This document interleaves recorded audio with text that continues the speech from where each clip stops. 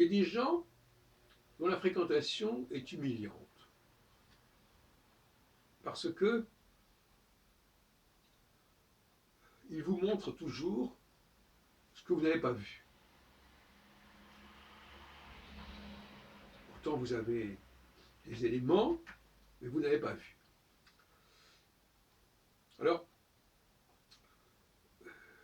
c'est des gens dont on évite la fréquentation parce qu'effectivement, ils vous humilient.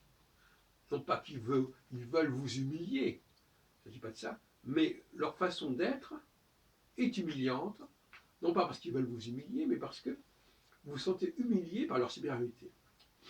On a dit récemment ça d'ailleurs lors de l'une des réunions de Macron avec les maires de l'heure. Ah oui, mais sa façon, sa prestation était en elle-même déjà en soi humiliante. Et effectivement, une société qui n'est pas humiliante fait problème également. Les Gilets jaunes, par exemple, ça va peut-être pas plaire ce que je vais dire, sont le résultat d'une absence d'humiliation. S'ils avaient été plus humiliés, on n'aurait pas affaire à ce phénomène.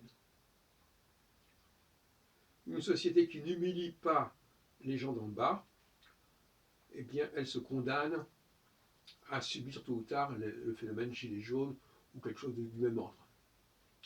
Personne n'ose dire ça, bien sûr. On peut dire aussi ça sur le mépris. Une société qui ne méprise pas, ben elle s'expose à des dérives, tout simplement parce que quand les gens d'en bas ne sont pas remis à leur place, eh bien, inévitablement, ils vont la ramener.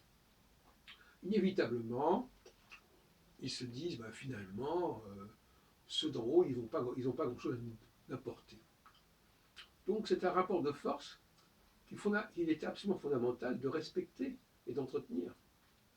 Sinon, les gens d'en bas se disent, mais ces gens d'en haut, qu'est-ce qu'ils valent? Donc finalement, c'est une situation un petit peu ingérable. Parce que soit les gens d'en haut humilient ou méprisent les gens d'en bas, et on va leur reprocher, soit ils n'y parviennent pas, et à ce moment-là, ces gens d'en haut s'exposent à des révoltes, à des jacqueries, où on dit bah, finalement, bon, qu'est-ce qu'ils valent ces gens d'en haut? Donc la seule façon de se faire respecter, c'est d'humilier. Non pas d'humilier, comme je l'ai dit tout à l'heure, volontairement, mais de créer une situation qui est en soi humiliante, qui est perçue, qui est vécue comme humiliante. Et l'humilité, c'est pas une mauvaise chose, l'humilité. C'est pas Jésus qui dira le contraire. Les humbles, oui, il faut être humble.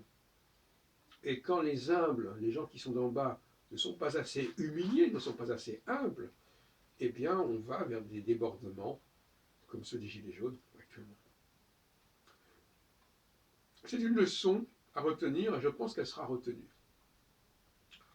À plusieurs époques dans l'histoire, on s'est aperçu qu'effectivement, on n'avait pas suffisamment contraint et contrôlé les gens d'en bas, et qu'il y avait toujours eu un coût très élevé à cette carence, à cette incurie.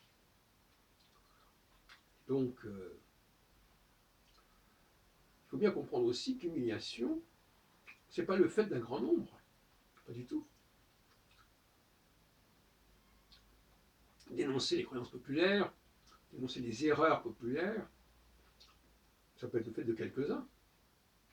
Et d'ailleurs, on a toujours encouragé ce genre de publication pour montrer les aberrations dans lesquelles pouvait basculer le peuple. Voilà, donc finalement, il est important de dénoncer, à juste titre, les déviances, les erreurs, les croyances. Et si on ne le fait pas, le peuple s'accroche à ces pseudo-certitudes qu'on n'a pas su faire, qu'on n'a pas su ébranler, qu'on n'a pas su déconstruire.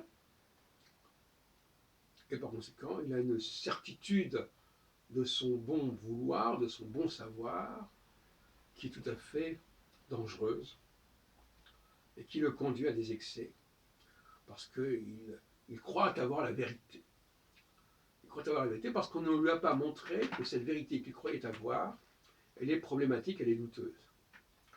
Pourtant, avec Descartes, on a su introduire le doute, mais justement, quand une société n'est pas assez cartésienne, quand une élite n'est pas assez cartésienne, eh bien, elle s'expose à des comportements de la base qui se solidifient, qui se cristallisent et qui finalement se donne tous les droits parce qu'elle a ses certitudes et ses évidences. Et c'est cela qu'il faut contrôler dans une bonne gouvernance. Il ne faut pas laisser le peuple avoir les pieds bien solidement ancrés dans ses certitudes, car ça peut très facilement dégénérer.